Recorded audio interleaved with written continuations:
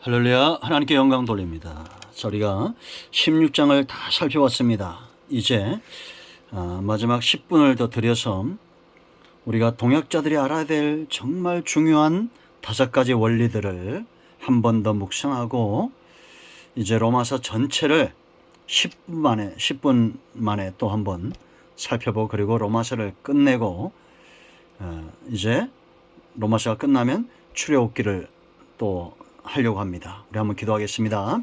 하나님 감사합니다.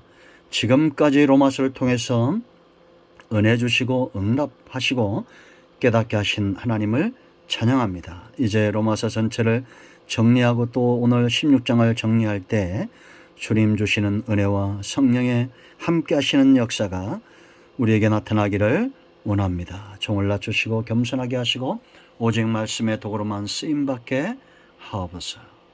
하나님을 사랑하는 모든 주의 백성들과 더불어 같은 마음으로 주의 음성 듣기를 사모합니다. 오늘도 말씀하실 하나님을 찬양합니다. 예수님의 이름으로 사모하며 기도합니다. 아멘. 여러분, 우리가 구원받고 생명을 얻고 세월이 가면서 우리가 성령 안에 성장해 가면 자연스럽게 나타나는 현상이 있습니다. 그것은 바로 헌신에 대한 열정입니다. 전도와 선교와 기도와 헌신과 이런 열정으로 우리를 이끌어가게 되어 있습니다. 왜냐? 성령께서 일하시기 때문이고 하나님은 부지런하시고 게으른 분이 아니기 때문입니다. 이제 하나님께서 일하시는 가장 중요한 방법이 어느 시대나 사람을 세우시고 그들을 통해서 일하시는데, 로마서 16장에 나타난 30명 이상의 이 사람들, 바로 같은 성령에 붙들림 바 되어서 바울의 사역에 동역했던 자들이다라는 겁니다. 우리가 맺어야 될 결실이 열매가 여기에 있습니다. 이제 동역자 되기 원하는 성령 안에 그 강권적인 능력에 붙들림 바 된 여러분들이 알아야 될, 동역자들로 알아야 될 첫 번째는 내가 주 안에 있는가라는 겁니다. 주 안에서 16장뿐만 아니라 여러분, 이 16장에 나타난 이분들, 또 바울의 사역에서 가장 중요시하는 것, 예수 그리스도 안에 주 안에 소속감이 분명해야 된다라는 겁니다. 내가 속한 단체에 대한 소속감이 분명하지 않으면 그 다음부터 잘못된 방향으로 가게 되어 있습니다. 우리는 무엇보다도 주 안에 있다는 것을 알아야 됩니다. 주님의 통치 아래, 주님의 인도하심 아래, 그러므로 주님이 기뻐하는 일들을 수종들 수 있어야 된다라는 겁니다. 이들이 바울의 기꺼이 동역자가 되고 그의 보호자가 되고 바울을 위해서 헌신된 자가 되고 그를 위해서 눈이라도 빼어주고 목숨이라도 내어놓을 만큼 바울을 도왔던 이유는 뭐냐? 주 안에, 예수님 안에 있었기 때문이다라는 겁니다. 인간적인 방법이 아니죠. 인간적인 관계가 아닙니다. 먼저 나는 예수님 안에 있는가 꼭 살펴보시기 바랍니다. 교회에 속한 자들이 아닙니다. 우리는 먼저 예수님 안에 속한 자입니다. 두 번째, 동역자들은 알아야 될 것 두 번째는 뭐냐? 멍에를 같이 하고 있다, 함께 한다라는 겁니다. 함께라는 표현이 여기 참 많이 나오고 있죠. 아마 우리가 숱하게 들었을 것입니다. 함께, 멍에를 같이 한다. 이게 동역자의 의미라고 그랬죠. 소 한 마리가 7톤을 끈다면 2마리는 27톤을 끈다. 그렇게 말하죠.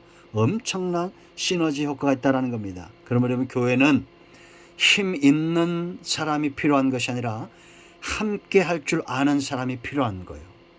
내가 힘 있다고 앞서가면 어떻게 됩니까? 같이 힘을 써야 됩니다. 발 묶고서 달리게 하는 것처럼 보조를 함께 해야 된다라는 거예요. 교회는 어떤 능력 있는 목사님 혼자서 이끌려가는 그런 교회가 아닙니다.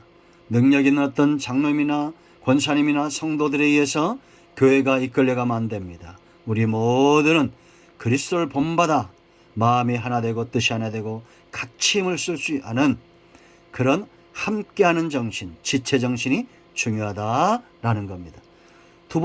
세 번째 중요한 것은 바로 사랑입니다. 사랑이 무엇보다 중요합니다. 이 사랑이 왜 중요합니까? 억지 춘향이 될 수 없어요. 사랑은 체험되는 겁니다. 성령의 열매입니다. 우리가 구원받고 성령 받으면 사랑의 열매를 반드시 맺게 되어 있어요. 이 사랑한다는 것은 내가 성숙했다는 겁니다. 아들 디모데처럼 바울이 믿음으로 낳았던 그 아들 디모데가 이제는 전서를 쓰고 후서를 쓸 때는 사랑의 아들이 되었던 것처럼, 여러분, 우리가 신앙생활하면서 하나님의 놀라운 사랑을 체험하지 못하고 사는 것만큼 불행한 존재는 없다는 걸 아시고, 저나 여러분 모두나 이 사랑의 깊이와 넓이와 높이와 길이를 알기를 축복합니다. 네 번째, 동역자들이 알을 것이 있어요. 돕는 배필이 되어야 됩니다. 약점을 감당해야 됩니다. 어제 말씀드렸죠. 약점은 곧 나의 사명이다라는 겁니다. 바울의 친척들, 그런가 하면 여러분 이 편지를 쓰는 더디오, 이런 분들 바울의 약점을 잘 알아 그 약점을 위해서 기꺼이 눈이라도 빼어줄 줄 아는 그런 담대한 믿음을 같은 성령 안에서 가졌던 자들이다라는 겁니다. 사람이 보이면 약점이 싫어집니다. 약점이 부담이 됩니다. 그런데 하나님 안에서, 성령 안에서 우리가 복음에 붙들림 받고 메인 받으면 그 약점이 나의 사명으로 보입니다. 이것이 바로 성령의 사람이고 은혜를 체험한 사람이고 응답의 사람입니다. 약점을, 그 사람의 약점을 보고 그거를 책잡지 마십시오. 내 사명으로 여기시기 바랍니다. 내 책임으로 알길 바랍니다. 마지막 다섯 번째, 전제로 드려야 됩니다. 전제가 무엇인지 여러분 설명했죠. 바울이 죽음 직전에 디모데후서를 쓰면서 4장 6절에 전제와 같이 내가 떠날 날이 가까웠다고 말합니다. 주님 앞에 갈 날, 이 세상에서 이제는 하나님께 갈 날이 다 되었다고 말하면서 그의 삶을 한마디로 전제다 이렇게 말합니다. 전제는 우리의 중심을 말하는 겁니다. 5대 제사를 드리고 구약시대에 하나님께 더 드리고 싶은 마음에 극상품의 포도즙을 따라 드리는 그런 전제의 마음입니다. 사랑하지 않으면 그렇게 할 수가 없어요. 그러므로 여러분, 우리 중심이 어디 있는가를 보세요. 다윗처럼 중심으로 뜨겁게 하나님께 드려지는 전제의 삶을 사십시오. 바울처럼 전제로 드려주십시오. 더 드릴 것이 없는가를 찾아내시기 바랍니다. 여러분들을 누군가 여러분 사랑한다고 생각해 보세요. 내가 그 사람에게 좋은 것을 사주고 싶고 좋은 것을 먹게 하고 싶고 그러지 않습니까? 하나님도 똑같습니다. 우리의 중심을 아시는 분입니다. 내 속에 전제의 마음이 있냐라는 겁니다. 여러분, 이게 헌금 많이 하라는 얘기입니까? 아니요. 절대 그렇게 오해하지 마세요. 하나님이 돈이 없습니까? 소가 없어요? 온 땅에 풀 한 폭이 돌아나도 하나님의 것인데 우리가 교회가 곡해하면 안 됩니다.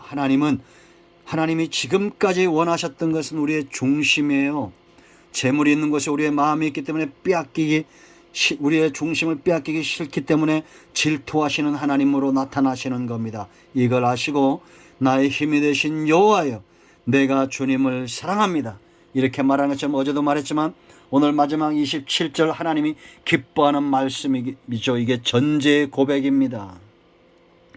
지혜로우신 하나님께 예수로 말미암아 영광이 세세무궁토록 있을지어다. 아멘. 하나님이 바울을 사랑하시고 그를 위해 통해서 일하시고 그를 축복하시는 이유가 있는 겁니다. 여러분, 중심으로 하나님을 사랑하고 중심으로 하나님께 나아가고 예배하고 세상을 축복하고 하나님께 영광을 돌리는 이 중심이 더럽혀지지 않기를 바랍니다. 이 전제입니다. 기억하십시오.